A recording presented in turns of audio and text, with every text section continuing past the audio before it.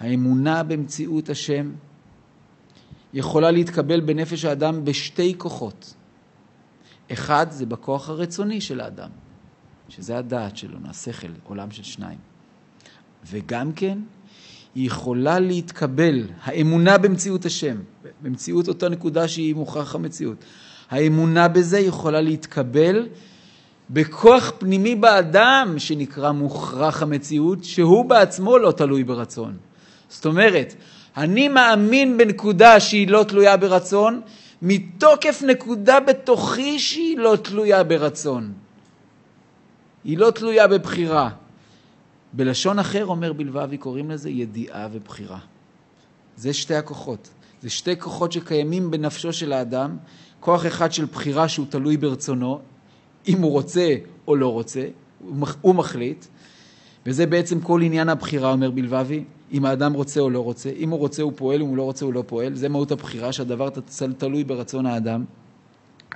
לעומת זאת, קיים באדם כוח ידיעה שבנפש, שהידיעה הזאת היא מוכרחת, היא לא תלויה בכלל ברצונו.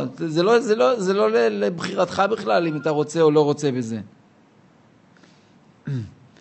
ואפילו אם הוא לא רוצה את הדבר, הוא מוכרח לפעול בו. זאת אומרת, זה משהו שהוא מוכרח בו, הוא רק צריך לגלות את הנקודה הזאת שהיא מוכרחת בתוכו.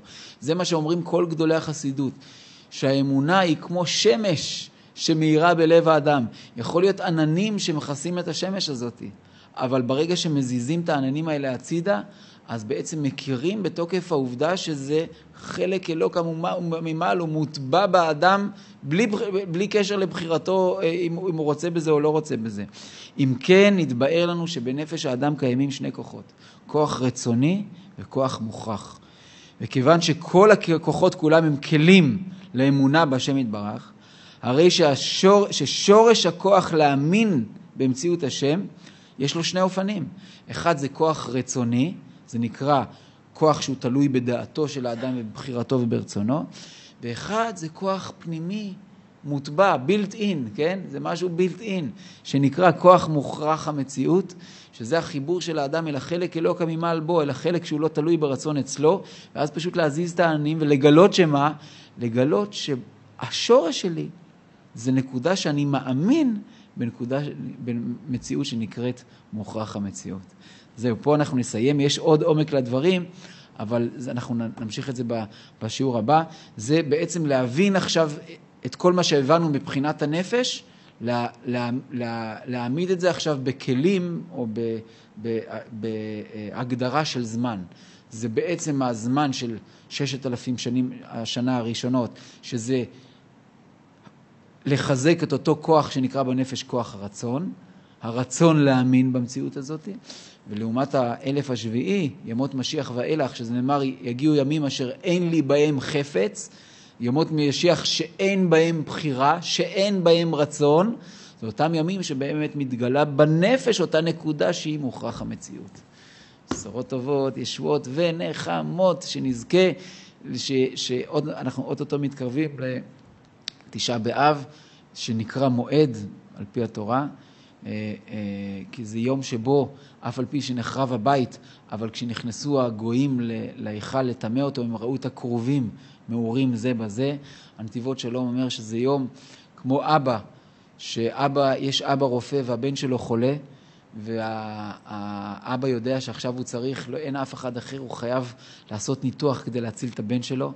אז כשהוא משכיב את הבן שלו על שולחן הניתוחים, הוא מתחיל לחתוך לבן שלו בבשר החי, הוא רואה את הכאב של הבן שלו, אבל הוא יודע אין מה לעשות, הוא חייב לעשות את הניתוח הזה.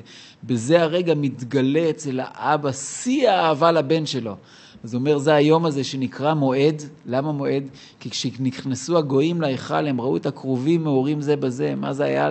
שהייתה אהבה עצומה אז בשמיים בין הקדוש ברוך הוא לעם ישראל, ותוקף האהבה בגלל הניתוח הגדול שהוא היה צריך לעשות לנו ולהחריב לנו בית המקדש ולהוציא אותנו לגלות שנמשכת 2000 שנה. אבל האמונה שלנו זה הכל, שהכל מתוך אהבה. מה? ממשיכה מאז.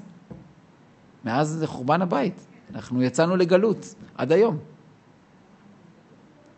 כן, עוד לא נבנה בית המקדש. עד שלא נבנה את הבית, אז אבא גירש את הילדים משולחנו, ואנחנו, אין לנו בית.